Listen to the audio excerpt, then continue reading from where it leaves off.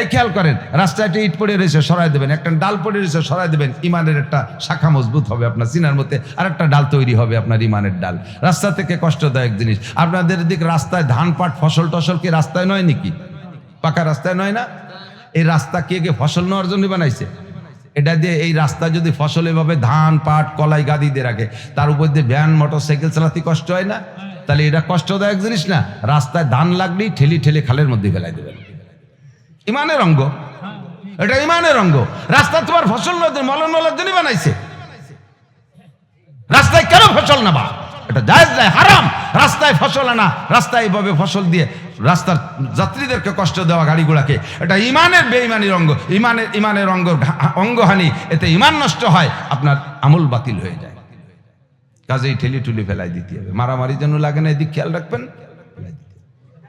ইমাতাতুল আহজানিত তরিক। লাস্টেরটা হলো ওয়াল হায়াউ শুবাতুম মিনাল ঈমান। এদিক লজ্জা ইমানের অঙ্গ। লজ্জা শ্রেষ্ঠ তিনটের কথা হুজুর বলছে। কি বলা হয়? শ্রেষ্ঠ দুইটা, মানে একটা হলো কালেমা লা ইলাহা ইল্লাল্লাহ, আর শেষে বলছেন ইমাতাতুল আহজানিত তরিক, আর লাস্টে বলছেন ওয়াল হায়াউ।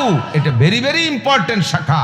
লজ্জা ইমানের অঙ্গ। কারণ হুজুর বলেন ইজা ফাতাকাল হায়া ফাফাল মা শিতা। লজ্জা থাকলে যা খুশি করা যায় না, লজ্জা চলে গেলে যা খুশি তাই করা যায়। চলচ্চিত্রের যত শুটিং মুটিং তোমরা যুবকরা দেখো, কত বেহায়া শুটিং। লজ্জা থাকলে এই কাম করতে পারে? পারে? যত বেহায়া ছবি তোমরা দেখো, কত বেহায়া ছবি দেখো, সব তো তোমরাই জানো। বলো তো এগুলো কোনো লজ্জা থাকলে এগুলো করা সম্ভব? বাহিরদের হুজুর গেছে আলফাডাঙ্গা মাহফিল করতে, এর রাত 8টা বাজে, 8টা সাড়ে 8টা বাজে গেছে।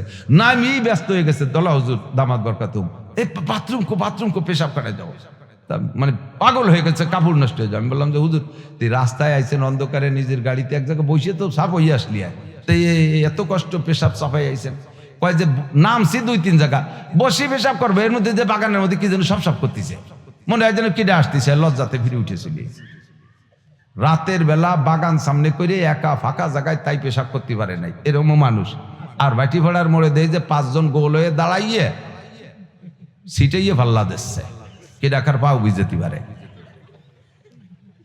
এরাও মানুষ। লজ্জা থাকলে দাঁড়াইয়া পেশাব করতে পারে? কোনোদিনও পারে না। লজ্জা থাকলে এই আকাম করতে পারে? কতক্ষণ ঠিক না? আল্লাহু মাসালান। কোরআন শরীফে আল্লাহ পাক রব্বুল আলামিন বহু দৃষ্টান্ত পেশ করেছেন। মাতালুল্লাযীনা ইউনফিকুনা ফি সাবিলিল্লাহ। আরো অনেক কথা কোরআন শরীফ আল্লাহ পাক রব্বুল আলামিন নাজিল করেছেন, কোনো দৃষ্টান্তর প্রয়োজন ছিল না। যা বলবে আল্লাহ তা সব বান্দার মানতে হবে, এটা আসমানি সংবিধান। এরপরও মানুষকে বোঝানোর জন্য আল্লাহ তাআলা অনেক উদাহরণ পেশ করেছেন, যেমন কলেমায়ে তৈয়্যিবা। আয়াতের মধ্যে বলেন কালিমাতিন তৈয়্যিবাতিন কাশাজারাতিন তৈয়্যিবাতিন আসলুহা সাবিতুন ওয়া ফারউহা ফিস সামা। যেমন একটা উদাহরণ দিচ্ছেন আল্লাহ পাক কলেমায়ে তৈয়্যিবা দিয়ে। কলেমায়ে তৈয়্যিবা বুঝাইতে গিয়ে আল্লাহ তাআলা একটা ভালো মানের একটা গাছের সাথে উদাহরণ দিচ্ছেন। দরাবাল্লাহু মাসালান কালিমাতান তৈয়্যিবাতান। কলেমায়ে তৈয়্যিবাকে আল্লাহ তাআলা উদাহরণ দিচ্ছেন কাশাজারাতিন তৈয়্যিবাতিন। এটা ভালো মানের ভালো জাতের একটা গাছের মতো। ভালো জাতের ভালো মানের একটা গাছ মাটিতে লাগাইলে তার শিকড় থাকে মাটির ভিতরে, আসলুহা তাবিতুন, তার শিকড় সাবেত মানে মাটির মধ্যে থাকে। অফারুহা ফিস সামা, তার ডালপালা আকাশে উঠে যায়। যত বড় গাছ হোক, কোন গাছ আকাশে উঠতে উঠতে প্রথম আসমান পর্যন্ত চলে যায়নি। গেছে নাকি এদিকের কোন লম্বা গাছ? সবচেয়ে লম্বা গাছের নামও রাখছে লম্বু গাছ। এদিক কয়নি লম্বু, বহুত লম্বা, কিন্তু আসমান পর্যন্ত না। আল্লাহ পাক রব্বুল আলামিন বলেন কলেমায়ে তৈয়্যিবা হলো ভালো মানের ভালো জাতের একটা গাছের মতো। গাছের শিকড় থাকে মাটিতে, তার শাখা প্রশাখা ফাঁকা আকাশের দিকে উঠে যায়। উদাহরণ কেমন? কলেমায়ে তৈয়্যিবাও একটা চারা। প্রত্যেক গাছের চারা লাগাইতে গেলে দেখবেন বীজ যদি লাগান, অধিকাংশ বীজের ভিতরে 2টা পার্ট আছে। আমের বীজ 2টা পার্ট আছে না? বাদাম লাগান 2টা পার্ট আছে না? 2টা পার্ট আছে। 2টা পার্টের এক জায়গা, একটা আরবিতে বলে মুলতাকা, মিলন স্থান। ওই 2টা পার্ট যে জায়গায় যে মিশছে, ওই জায়গায় দেখবেন ভিতরে ছোট্ট একটা শ্বাস আছে, ঠিক না? অধিকাংশ বীজের ওই শ্বাসটা মিঠা হয়, যার কারণে পোকায় অনেক বীজের শ্বাস খেয়ে ফেলে। যে বীজের শ্বাস খেয়ে ফেলে পোকায়, ওই বীজটা লাগাইলে গজায় না, গজায়, জ্বালায় না, নষ্ট হয়ে যায়। আল্লাহ, তো ওই বীজটা মাটিতে লাগাইলে সুন্দর কি বলা হয়, শ্বাসওয়ালা একটা বীজ মাটিতে লাগাইলে পানি দিলে, তোর ভিতরে পানি দিলে, গোড়ায় পানি দিলে সুন্দর করে সময় মতো জ্বালায়। জ্বালাইলে প্রথম 2টা পাতা নিয়ে জ্বালায়, গজায়। এরপরে সেখান থেকে ধীরে ধীরে ডালপালা হতে থাকে, আর বাড়তে বাড়তে বহু বড় হয়ে যায়।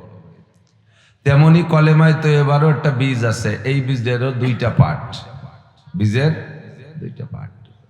ওরও একটা শ্বাস আছে, তারও একটা কি আছে, শ্বাস।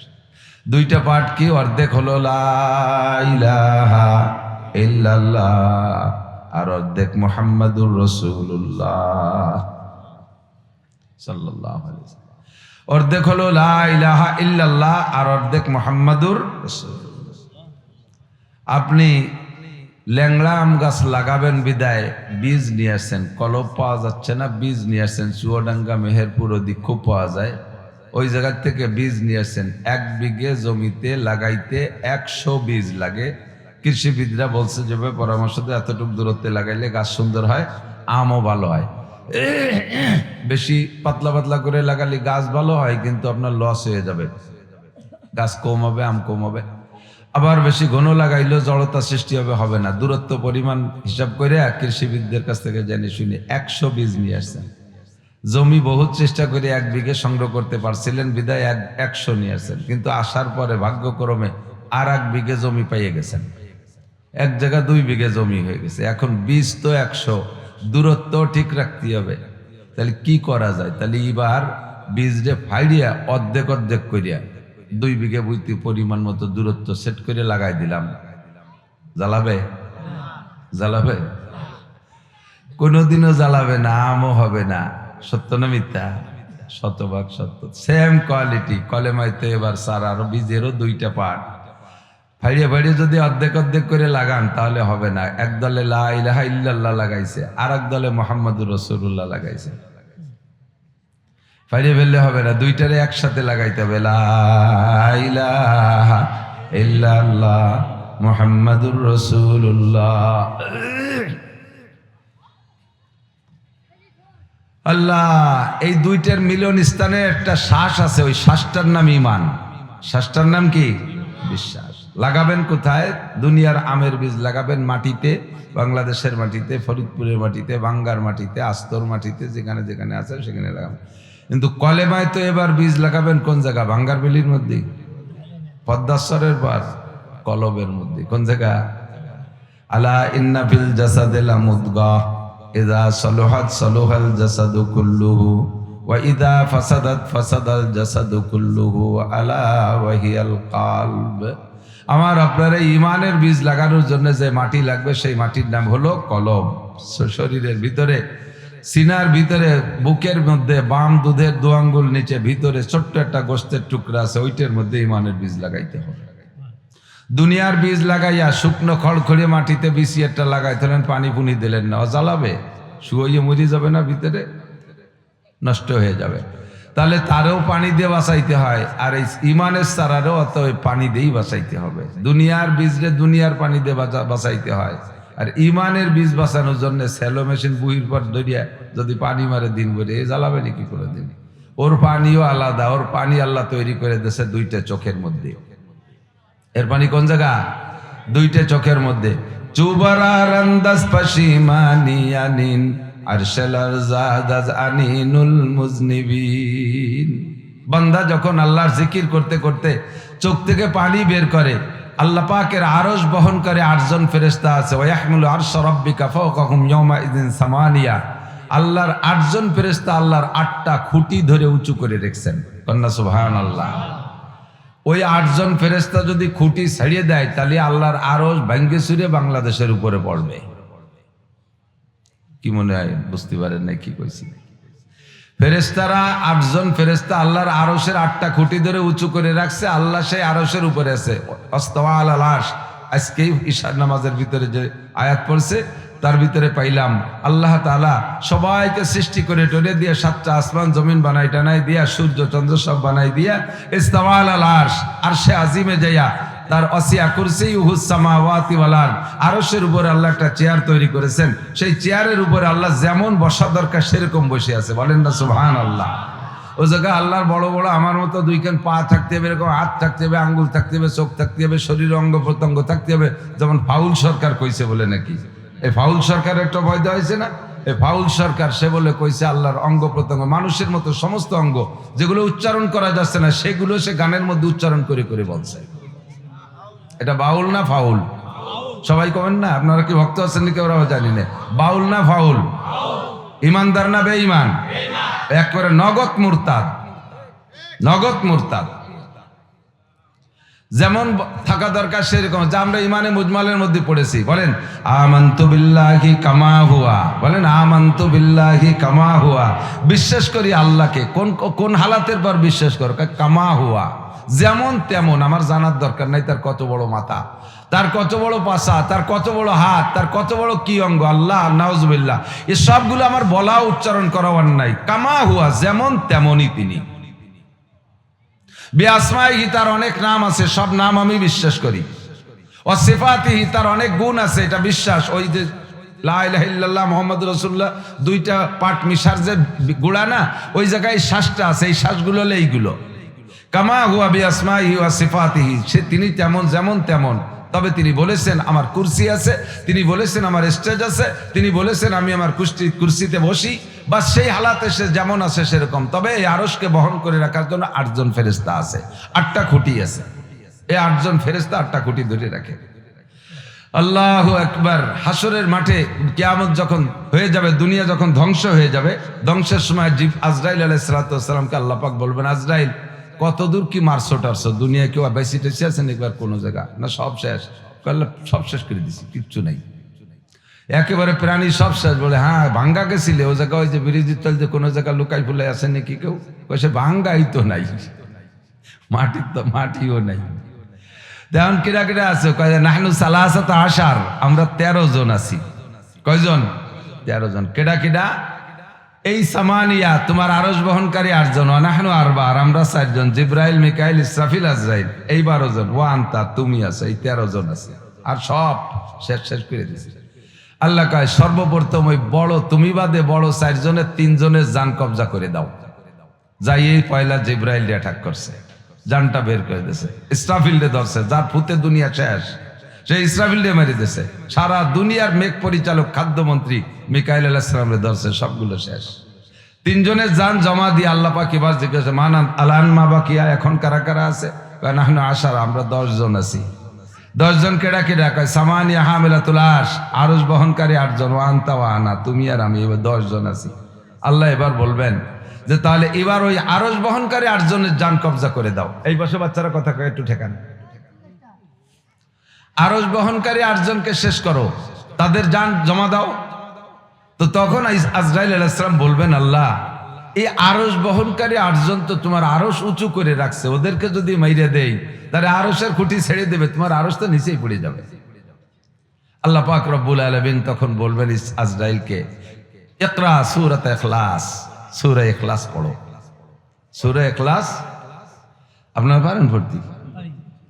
সূরা ইখলাস, কুল হুয়াল্লাহু আহাদ আল্লাহুস সামাদ, কুল হুয়াল্লাহু আহাদ আল্লাহুস সামাদ।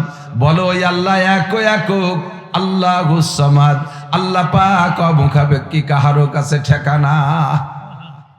তুমি যদি মনে করো আরশ বহনকারী 8 জন আরশের খুঁটি ছেড়ে দিলে আমার আরশ নিচে পড়ে যাবে, তাহলে তো আমি এতদিন পর্যন্ত 8 জনের কাছে ঠেকা ছিলাম। আমি আল্লাহ বলেছি কুল হুয়াল্লাহু আহাদ আল্লাহুস সামাদ, আমি আল্লাহ কাহারো মুখাপেক্ষী না, কাহারো কাছে ঠেকানা। ওই 8 জনের কাছে আমি ঠেকানা, কাহারো কাছে ঠেকানা। তোমাদেরকে ব্যবহার করেছি, আজরাইল তোমারে ব্যবহার করেছি, মাত্র ব্যবহার করেছি। প্রাণী জগতের জান কবজা করার জন্য জিব্রাইলকে ব্যবহার করেছি, বার্তা বহনের জন্য মিকাইলকে ব্যবহার করেছি, পানি বর্ষানোর জন্য, আর ইসরাফিলকে ব্যবহার করেছি যা দুনিয়াকে সিঙ্গার ফুঁক দিয়ে ধ্বংস করার জন্য। তোমাদের কেউরে যদি ব্যবহার নাও করতাম, আমি আল্লাহ পাকের কুদরত আছে, ওয়াইদা আরাদা শাইআন আইয়াকুলা লাহু কুন ফায়াকুন, আমি যে কোনো কাজ করার ইচ্ছা করলে দুনিয়ার কেউরে লাগে না, ফেরেশতা জগৎ লাগে না, জিন জগৎ লাগে না, কোনো আসবাব লাগে না, শুধুমাত্র দুইটি হরফ বলতে যে দেরি, সঙ্গে সঙ্গে হইতে একটু দেরি হয় না।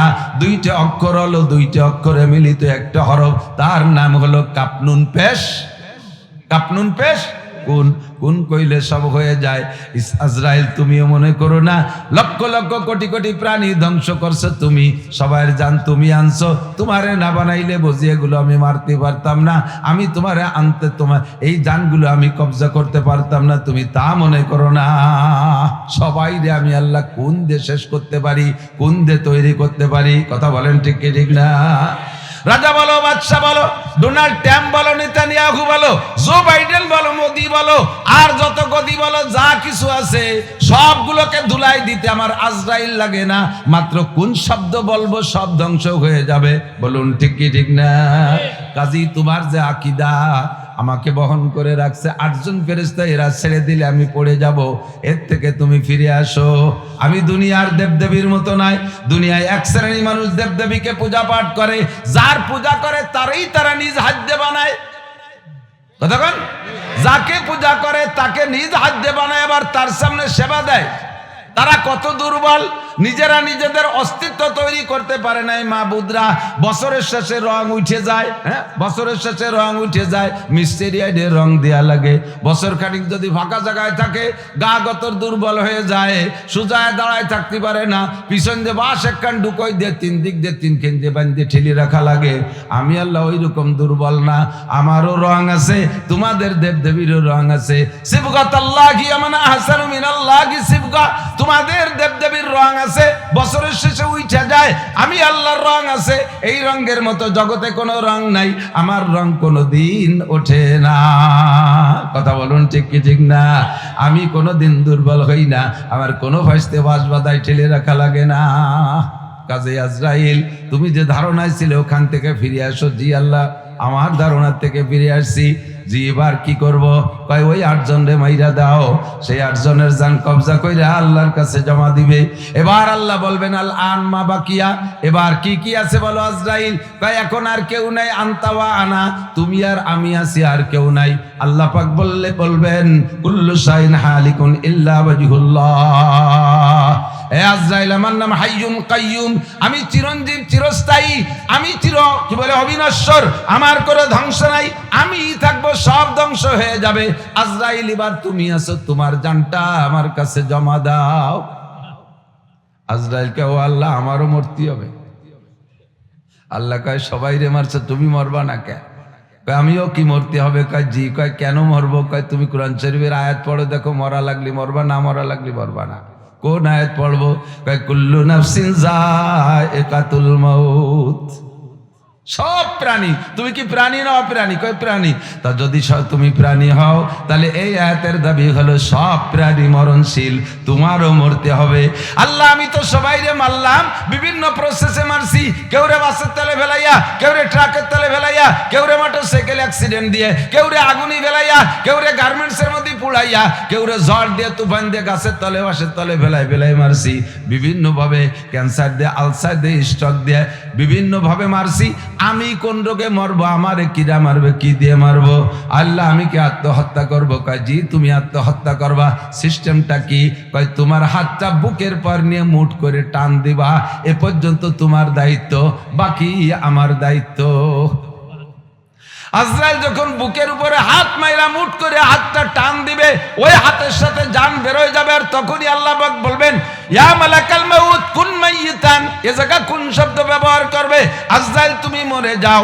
যখন হাতটা টান দিয়ে জানটা হাতের মধ্যে নিয়ে যাবে, তখন আজরাইল জান বেরোনোর সময় জান জীবন বের হওয়ার যে কষ্ট, এই কষ্টে এমন একটা চিৎকার মারবে, ওই সময় যদি সারা পৃথিবীর সমস্ত প্রাণী জগৎ বেঁচে থাকতো, আজরাইলের এই মুখের আওয়াজে শব্দ শুনে সবাই স্টক করে মারা যাইতো।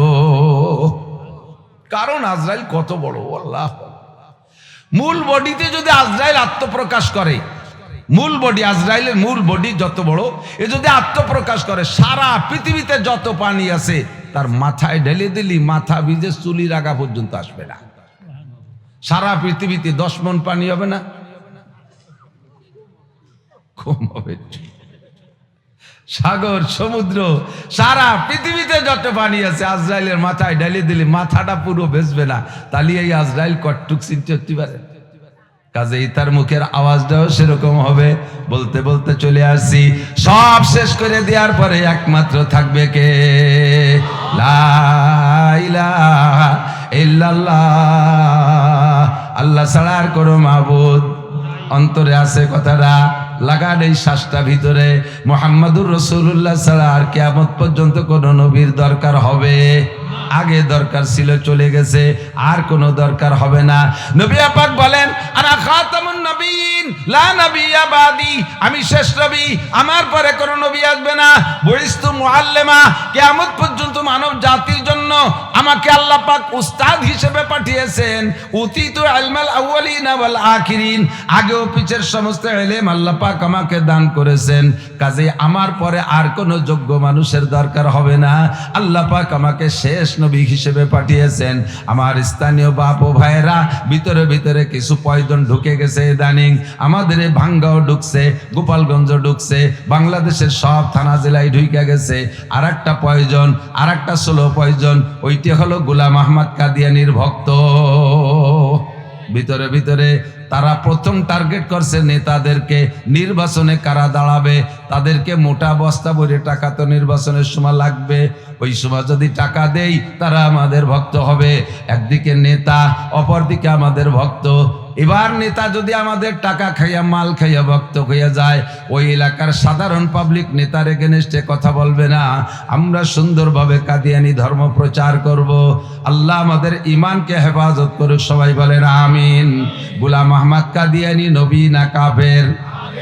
সব মাহফিলের মধ্যে কথাগুলো স্মরণ করাই দিতে হবে। হয়তো বলবেন, হুজুর আমাদের এলাকায় কাদিয়ানি নাই, এই এলাকায় কয়ে লাভ নাই। অবশ্যই লাভ আছে। কোনো ঘরে যদি আগুন লেগে যায়, কোনো ঘরে যদি আগুন লাগে, সবাই দৌড়ে যাইয়া প্রথম যে ঘরে আগুন লাগে ওই ঘরে পানি ডালে, ঠিক না? পর্যাপ্ত চেষ্টা করে পানি দিয়ে ওই ঘরের আগুন নিবানোর জন্য। যদি পারে তো আলহামদুলিল্লাহ, যদি দেখে যে ঘরের সাথে আর পারলাম না, নিবেনও গেল না, তারপরে কি করেন জানি না। আমাদের এলাকায় যা দেখেছি, যেটাই আগুন লাগছে তারা যদি নিবেইতে পারে তো নিবেইলো, যদি না পারে তার দাবি সাইডে দিয়া পাশে যেগুলো ভালো ঘর আছে তারে ভিজায়। কতক্ষণ পাশে যে ভালো ঘর আছে তারে ভিজায় রাখে, যাতে ওটা গেছে গেছে ওর আগুন এইগুলো এসে না লাগে। কতক্ষণ যারা কাদিয়ানির আগুনে জ্বইলা গেছে তাকে সাইডা দিছে, যা জ্বলে মার। পাশে যারা ভালো আছেন তাকে গায়ে যাতে না লাগে, ওই আগুন যাতে না লাগে, এই জন্য সতর্ক করে দেওয়া, এই জন্য একটু ভিজাই রাখি। এতে মনে করবেন না যে এটা অপ্রয়োজনীয় কথা। সকলে জবানে একবার জবান খুলে বলতে হবে যে এই লোকটা চুপ থাকবে। আরবিতে বলে সুকুতু নিসফুর রিজা, চুপ থাকা পক্ষের সমর্থনের লক্ষণ। যদি আপনি চুপ থাকেন তাহলে বোঝা যাবে আপনিও সেই দলের একজন হতে পারেন। ভিতরে ভিতরে একটু সারা গাড়তিছে, একটু বীজ লাগানোর চেষ্টা করতেছেন ভিতরে। একটু আমি জিজ্ঞাসা করব, সবাই জবাব দিবেন, গোলাম আহমদ কাদিয়ানি নবী না কাফের? ওরে যারা কাফের না মানে তারাও, যাদের হাতে কলম আছে তাকে কাফের বলে স্বীকৃতি দেওয়ার জন্য, যাদের হাতে কলম আছে তারা কলম দিয়ে লিখে দিলি পারে বাংলার জমিনে কাদিয়ানি বসবাস করবে, তবে মুসলিম নামের সাথে নয়। তারা নিজেদের পরিচয় দেয় আহমদি মুসলিম জামাত। আরে আহমদি বলতে পারো, মুসলিম বলতে পারবা না। মুসলিম মাত্র এক জাতি, মিল্লাত আবিকুম ইব্রাহিম ওয়া সাম্মাকুমুল মুসলিমিন। সেই জাতিরা হলো মুহাম্মাদুর রাসূলুল্লাহর উম্মত। কথা বলেন ঠিক কি না? অন্য কোন জাতি এই জমিনে মুসলিম থাকতে পারে না। তোমাদের নামের সাথে আহমাদি কাফের জামাত বলে বাংলাদেশে বসবাস করো, আদৌ অভিযোগ নাই। তোমরা দেশের সন্তান, জন্ম নিয়েছো এখানে, আইডি কার্ড আছে তোমাদের, তোমরা এই জগতের ভোটার। তোমরা কেউ না কেউ ভোট দিলে তার কিছুটা উপকার হবে। যেমন এদেশে হিন্দুরা বসবাস করে, হিন্দু পরিচয় নিয়ে, তাদের সাথে আমাদের যুদ্ধ নাই। খ্রিস্টানরা বসবাস করে, খ্রিস্টান পরিচয় নিয়ে, তাদেরকে তাড়িয়ে দিতে বলি না। বুদ্ধরা আছে চট্টগ্রাম পাহাড়ি এলাকায়, সিলেট পাহাড়ি এলাকায়, তারাও বুদ্ধ পরিচয় দিয়ে থাকে, তাদেরকে তাড়িয়ে দিতে বলি না। তারা এদেশের নাগরিক, পার্লামেন্টের সদস্য হওয়ার অধিকার তাদেরও আছে। সেম তোমরাও যদি পারো পার্লামেন্টের সদস্য হবা, তোমাদেরকে চলে যেতে বলি না, কিন্তু মুসলিম পরিচয় দিতে পারবা না। তোমরা বলবা কাদিয়ানি কাফের জামাত। প্রত্যেকের আলোচনার ভিতরে খেয়াল করি, উলামায়ে কেরাম এখন এগুলো বলবে। কয়েকদিন আগে 15 তারিখে ঢাকায় বিশাল সম্মেলন করেছে একজন আলেমের বক্তৃতার পরে আমি সেখানতে আমার একটা নতুন চেতনা আসছে। আমরা সবাই মিলে জুইটা পুইটা ঢাকায় গেছিলাম কার কাছে? স্বীকৃতি আদায় করতে ডক্টর ইউনূসের কাছে। কার কাছে? ডক্টর ইউনূস বর্তমান সরকারের প্রধান। সে খালি লিখে দেবে যে কাদিয়ানি গোষ্ঠী কাফের, তারাই দিয়ে লেখাতে গেছি। সে তো নিজেই জানে না যে কাদিয়ানি কি জিনিস আর কাফের আর মুসলমান কি জিনিস। তারই এই জগতের এলেম নাই। যার এই জগতে যোগ্যতা নাই, অভিজ্ঞতা নাই, তার কাছে থেকে কি স্বীকৃতি আনতে যাব? আমার মনে হয় না যে ওই জায়গা থেকে স্বীকৃতি আনতে যাওয়াটা অত দরকার। যৌবনকালের হিসাব কিভাবে কাটাইছিস কয়ে যা। 3 নম্বর আন মালিহি মিনাইন ইকতাসাবা ফিমা আনফাকা, মাল কোত্থেকে কামাই করেছো, কোথায় খরচ করেছো। 4 নম্বর হলো ওমাদা আমিলা বিমা আলিমা, এতক্ষণ পর্যন্ত উলামায়ে কেরামের কাছ থেকে যা শুনেছে শিখেছে, আমল করছো কতটুক। এই ইমানের 7খান ডাল, এরপরে বাইরে 7 10 70, মোট হবে 77। 2 ডালের নাম কয়ে দেয়, 3 ডালের নাম কয়ে ফাফজালুহা কাউলু লা ইলাহা ইল্লাল্লাহ। এই 77 ডালের ভিতরে শ্রেষ্ঠ ডালের নাম হলো লা ইলাহা ইল্লাল্লাহ। আর আরেকটা ডাল হলো ইমাতাতুল আযা আনিত তরিক, রাস্তার থেকে কষ্টদায়ক জিনিস সরাই দেওয়া। এই খেয়াল করেন, রাস্তায় একটা ইট পড়ে রয়েছে, সরাই দেবেন। একটা ডাল পড়ে রয়েছে, সরাই দেবেন। ইমানের একটা শাখা মজবুত হবে আপনার সিনার মধ্যে, আর একটা ডাল তৈরি হবে আপনার ইমানের ডাল। রাস্তা থেকে কষ্টদায়ক জিনিস। আপনাদের দিক রাস্তায় ধান পাট ফসল টসল কি রাস্তায় নয় নাকি? পাকা রাস্তায় নয় না? এই রাস্তা কে ফসল নেওয়ার জন্য বানাইছে? এটা দিয়ে এই রাস্তা যদি ফসল এভাবে ধান পাট কলাই গাদি দিয়ে রাখে, তার উপর দিয়ে ভ্যান মোটর সাইকেল চালাতে কষ্ট হয় না? তাহলে এটা কষ্টদায়ক জিনিস না? রাস্তায় ধান লাগলেই ঠেলি ঠেলে খালের মধ্যে ফেলাই দেবেন। ইমানের অঙ্গ, এটা ইমানের অঙ্গ। রাস্তা তোমার ফসল মলন মলার জন্য বানাইছে। রাস্তায় কেন ফসল নেবা? এটা জায়েজ নাই, হারাম। রাস্তায় ফসল আনা, রাস্তায় এইভাবে ফসল দিয়ে রাস্তার যাত্রীদেরকে কষ্ট দেওয়া, গাড়িগুলাকে, এটা ইমানের বেঈমানির অঙ্গ। ইমানের অঙ্গহানি, এতে ইমান নষ্ট হয়, আপনার আমল বাতিল হয়ে যায়। কাজেই ঠেলি ঠুলি ফেলাই দিতে হবে। মারামারি যেন লাগে না, এদিক খেয়াল রাখবেন। ইমাতাতুল আযা আনিত তরিক। লাস্টেরটা হলো ওয়াল হায়াউ শুবাতুম মিনাল ঈমান। এদিক লজ্জা ইমানের অঙ্গ। লজ্জা শ্রেষ্ঠ 3টের কথা হুজুর বলছে। কি বলে? শ্রেষ্ঠ 2টা, মানে একটা হলো কালেমা লা ইলাহা ইল্লাল্লাহ, আর শেষে বলছেন ইমাতাতুল আযা আনিত তরিক, আর লাস্টে বলছেন ওয়াল হায়াউ। এটা ভেরি ভেরি ইম্পর্টেন্ট শাখা। লজ্জা ইমানের অঙ্গ। কারণ হুজুর বলেন ইযা ফাতাকাল হায়া ফাফআল মা শিতা। লজ্জা থাকলে যা খুশি করা যায় না, লজ্জা চলে গেলে যা খুশি তাই করা যায়। চলচ্চিত্রের যত শুটিং মুটিং তোমরা যুবকরা দেখো, কত বেহায়া শুটিং। লজ্জা থাকলে এই কাম করতে পারে? পারে? যত বেহায়া ছবি তোমরা দেখো, কত বেহায়া ছবি দেখো, সব তো তোমরাই জানো। বলো তো এগুলো কোনো লজ্জা থাকলে এগুলো করা সম্ভব? বাহিরদের হুজুর গেছে আলফাডাঙ্গা মাহফিল করতে, এর রাত 8টা বাজে, 8টা 8:30 বাজে গেছে। নামি ব্যস্ত হয়ে গেছে, দলা হুজুর দামাত বরকাতুম, এই বাথরুম কো পেশাব কাটায় যাও। মানে পাগল হয়ে গেছে, কাপড় নষ্ট হয়ে যায়। আমি বললাম যে হুজুর, তুই রাস্তায় আইছেন অন্ধকারে, নিজের গাড়িতে এক জায়গায় বসে তো সাফ হয়ে আসলি, এত কষ্ট পেশাব সাফাই আইছেন। কয় যে নামছি 2-3 জায়গা, বসে পেশাব করবো, এর মধ্যে যে বাগানের মধ্যে কি যেন সব করতেছে, মনে হয় যেন কিডে আসতেছে, লজ্জাতে ফিরে উঠেছিল। রাতের বেলা বাগান সামনে করে একা ফাঁকা জায়গায় তাই পেশাব করতে পারে নাই, এরকম মানুষ। আর বাটি ভাড়ার মোড়ে দেয় যে 5 জন গোল হয়ে দাঁড়াইয়ে সিটাইয়ে ভাল্লা দিচ্ছে, কে ডাকার পাও বুঝতে পারে। এরাও মানুষ। লজ্জা থাকলে দাঁড়াইয়া পেশাব করতে পারে? কোনোদিনও পারে না। লজ্জা থাকলে এই আকাম করতে পারে? কতক্ষণ ঠিক না? পড়ছিলাম একটা চলে আইছে আর একটা হলো না তা। যাই হোক, আমি শেষমেশ বলে যাচ্ছি, আন মালিহি মিনাইন ইকতাসাবা ফিমা আনফাকা। আমার অত্যন্ত স্নেহের ছোট ভাই হযরত মাওলানা মিজানুর রহমান ফরিদি, আমাদের ফরিদপুরের গৌরব, আমার সুলতান শাহী ঘোড়াদার সুলতান মাদ্রাসা, আমার গ্রামের মাদ্রাসা, এবছর আমার এলাকারে পাগল করে থুই আসছে। আর আমাদের এলাকায় তো ঘরে ঘরে প্রত্যেক বাড়ি বাড়ি, আমি আর উনি যত গণ মাহফিল করি এরকম খুব একটা মানুষ করে না। তো আলহামদুলিল্লাহ এটুক রেখে গেলাম, এরপরের থেকে উনি আলোচনা করবেন বিশ্বাস। এরপরে ওনার স্বাধীন এখান থেকেই করতে হবে সেটা না, নিজের একটা স্বাধীনতা আছে। সব কিছু মিলাইয়া অবশেষে মাদ্রাসার দিক লক্ষ্য রাখবেন। মাদ্রাসা হলো শরফুল মাকানে বিল মাকিন, অবস্থানকারীর কারণে অবস্থানের দাম বাড়ে আর কমে। এই কথাই আজকে বলতে চাইছিলাম, কিন্তু শরীর চলে গেছে অন্যদিক, আমার অনিচ্ছাকৃত স্টার্টিং আলাদা ঘুরিয়ে গেছে। মাকান শরফুল মাকানে বিল মাকিন, অবস্থানকারীর কারণে অবস্থানের দাম বাড়ে আর কমে। কথা বলেন, এই বোতলের ভিতরে পানি আছে, খালি বোতলের দাম 1 টাকা, খালি বোতলের দাম কত? আর এখন পানি সহ কত? 20 টাকা, তাই না? এই যে 20 টাকা বোতলটার দাম, পানি ফেলাই দিলি ফিরে জাগায় 1 টাকা, ঠিক না? তাহলে বোতলের আপাতত দাম 20 টাকা, কিসের কারামতি? পানির কারামতি, ঠিক না? পানি ফেলাই দিয়ে এর মধ্যে যদি 1/2 লিটার কেরোসিন তেল ঢুকোই, দাম হবে এবার 60 টাকা। কি হবে? 60 টাকা। এই 60 টাকা 1 টাকা দামের বোতলটা 60 টাকা বানাইছে কিসে? কেরোসিন তেলে। এর মধ্যে যদি আধা কেজি ঘি ঢুকাই, বোতলের দাম হবে 800 টাকা, একই বোতল, ঠিক না? এবার বোতলের দাম 800 টাকা। এটা কি বোতলের কারামতি না মালের কারামতি?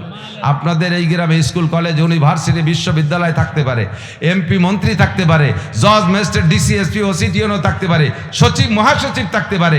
তাদের কারণে আপনাদের শরীফাবাদ সারা বাংলাদেশের কাছে প্রসিদ্ধি পাবে না। এই শরীফাবাদের দাম যদি বাড়াইতে হয়, এর যদি 800 টাকা দামের ঘির বোতল বানাইতে হয়, 800 টাকা দামের ঘির বোতল স্কুল, কলেজ, ইউনিভার্সিটিতে হবে না। আল্লাহর কসম, এর ভিতরে কোরআনের প্রতিষ্ঠান করলে এটা হবে 800 টাকা দামের ঘির বোতল। কতক্ষণ? এই যে টাওয়ার দাঁড়ায় রয়েছে ক্যামেরায়, এখনই জাপানে আমার শ্রোতা আছে, ওয়াজ শুনতেছে, এখনই আমেরিকা আমার শ্রোতা আছে, লাইভে যে ক্যামেরাগুলো চলতেছে, লাইভে আমার শ্রোতা আছে, শুনে দেখেন ওদের কাছে, ওর ভিতরে আসতেছে কমেন্ট আসতেছে, আমি অমুক জায়গাতে দেখতেছি, অমুক জায়গাতে শুনতেছি। এই যে যে শরীফাবাদ গ্রামটা এখন আমেরিকা থেকে জাপান পর্যন্ত সব জায়গায় চলে গেছে, স্কুলের কারণে। স্কুলের কারণে? কিসের কারণে? মাদ্রাসার কারণে। এটা গ্রামের ঐতিহ্য বাড়ায়, মোমেনের ঐতিহ্য বাড়ায়, এলাকার উপরে আসমানি গজবকে ঠেকায়। 24 ঘন্টা কোরআনে কারীমের তেলাওয়াত চলে। এই গ্রামে আসমানি গজব, বালা, মুসিবত আসবে না। আপনার এর পাশে থাকবেন, এর বিরোধিতা করবেন তো মাইর খাওয়া শুরু হয়ে যাবে। একটা ছোট্ট উদাহরণ বলে চলে যাচ্ছি। সৌদি আরব গেছেন, বড় বড় পাথরের পাহাড়, বড় বড় পাথরের পাহাড়। তো বাংলাদেশে তো মাটি পাহাড়, তাও অনেকে দেখেন নাই। এনতে চলে গেছেন ডাকাতে ফ্লাইটে, যে দেন বিশাল বড় পাহাড়, প্রত্যেক পাহাড়ের নিচে দিয়ে ছোট ছোট এরকম টুকরো পাথর আছে। তো আপনি এই বড় পাহাড়টা দেখার জন্য উপর দিক সেই হাঁটতেছেন, নিচের দিক খেয়াল নাই। তো উপরের দিক তাকে হাঁটতে নিচে ছোট পাথরের সাথে আঙ্গুলি গায়ে লাগিয়ে আঙ্গুলির মাথা চেবাই গেছে, নখ উল্টে গেছে। এখন আপনার রাগ হইছে ওই বড় পাহাড়ের উপরে, শয়তান পাহাড়, তুই এই জায়গায় আসিস, এই জন্য তোর নিচে ছোট পাথর, এর সাথে পাও লাগিয়ে আমার আঙ্গুল ভেটে গেল। রাগ, আমি এবার বাংলাদেশেতে আসি, তোরে আমি দেখাই ছেড়ে দেবো। আর 6 মাস পরে ফিরে আবার উমরায় আসতেছি। বাংলাদেশে এসে বিলির মধ্যে মাইটিয়ে ডেলা গুছাইছেন কতগুলো, এক ব্যাগ। ওই পাহাড়ে গায়ে ভাঙবেন, ওর নিচে দাঁড়তে যে পাও অ্যাক্সিডেন্ট করছে। যাইয়েই বাংলাদেশি মাইটিয়ে ডেলায় ওই পাথরের পাহাড়ে গায়ে শুরু করছে। তোর নিচে দাঁড়তে যে আমার পাও কেন হোসট খালো, পড়তে গাইতে গাইতে পাহাড় ভাঙ্গি যাবে না? মাটি ডেলা দিয়ে গাই দিচ্ছেন, পাহাড় ভাঙবে না? কি ভাঙবে? ডেলা ভাঙবে। কি ভাঙবে? ডেলা ভাঙবে, ঠিক না? এটা পাথরের পাহাড়, মসজিদ মাদ্রাসা পাথরের পাহাড়। নিচে দিয়ে ছোট ছোট টুকরো পাথর থাকতে পারে, তালবি আলিম, ছোট ছোট গুঁড়ো গাড়া। এদের সাথে আটা দিলি, হুজুরদের সাথে আটা দিলে একটু ধাক্কা গুতো লাগতেই পারে। তাই বলে রাগ করে এর গায়ে যদি পাথর মারেন, কি পাথর মারবেন, কি ডেলা মারবেন? বেহা হয়ে তাকাবেন, আল্লাহ কয় তোর চোখ কানা হয়ে দেবো। ওর দিকে ওর বিপক্ষে 2 কলম লিখবেন, এই মাদ্রাসায় এই জঙ্গি মঙ্গি ইত্যাদি 2 কলম লিখবেন। মরার 10 বছর আগে এই ডেলাও ভাঙ্গি গেছে, প্যারালাইসিসের ঝুলি বেড়াচ্ছে। এর বিপক্ষে 1 মাতুবার আর 1 মাতুবারের বাড়ি আইটে যাবেন, পাউরে কাজে লাগাইছেন। মরার 10 বছর আগে প্যারালাইসিসে পড়ে থাকবে, সাগায় বসে হাঁকবেন আর মতবেন আর খাবেন। এর বিপক্ষে ব্রেনের মধ্যে কথা পাকাইছেন, দিচ্ছি হুজুর রাগ তোরে দেখাচ্ছি, হঠাৎ করে ব্রেন স্ট্রোক করে ডেলা উড়াও ভাঙ্গি গেছে। এর বিপক্ষে কলবের মধ্যে কথা পাকাবেন, হার্ড কলবের ডেলা, এই কলবের ডেলা মারছেন, হার্ড স্ট্রোক করে শীতে পড়ে থাকবেন। এর বিপক্ষে 1 মাতুবার আর 1 মাতুবারের সাথে কুপ্ররোচনা করবেন, জবান দিয়ে কথা বললে জবান ফেলাই দেবে, খালি নালাবেন আর কানবেন। ডেলা যেটা মারবেন ওইটাই ভাঙবে। কাজে কাজে ডেলা মারবো না, এর পক্ষে সাধ্য অনুযায়ী থাকবো। রাজি আছেন না ইনশাআল্লাহ? আল্লাহ কবুল করুক, বলেন আমিন। সমালোচনা বন্ধ করেন। একটু সমালোচনা করতে যে মনে রাখবেন যে আমিও একজন মানুষ আর মাদ্রাসার মোহতাম সাহেব একজন মানুষ। আমার দ্বারা এই সমাজে কি হয়েছে আর উনার দ্বারা কি হচ্ছে, আমি তো কিছু আমার চেনেই না কেউ, আর তার দ্বারা তো একটা কিছু হয়েছে আলহামদুলিল্লাহ। কাজে আমরা তার সমর্থনে থাকবো। রাজি আছি না? কেউ নড়বেন না। এখন মূল্যবান কথা হবে, যারাই উঠবে তারাই একান্ত পেশাবাস নিজে উঠে পেশাব করে আসবেন। আর যদি খালি খালি মিথ্যে মিথ্যে উঠে চলে যান তাহলে বোঝা যাবে যে আপনি ডোনাল্ড ট্রাম্প, নেতানিয়াহু, জো বাইডেনের দলের লোক হবেন সম্ভবত, মাদ্রাসার পক্ষের না। এই বদনাম নেওয়া যাবে না। সুবহানাল্লাহি বিহামদি, সুবহানাল্লাহিল আযীম, সুবহানাকাল্লাহুম্মা বিহামদিকা, আশহাদু আল্লা। ওই যে আগে এই দুই হুজুর উঠা সারা, এই জো বাইডেনের দলের হুজুর দুটি উঠা সারা, এই যে নেতানিয়াহুর দলের দুইজন এই যে কোর্ট গায়ে দিয়ে চলে যাচ্ছে। আসসালামু আলাইকুম। মাশাআল্লাহ, আলহামদুলিল্লাহ। আল্লামা নাসিরউদ্দিন সাহেবকে অসংখ্য ধন্যবাদ।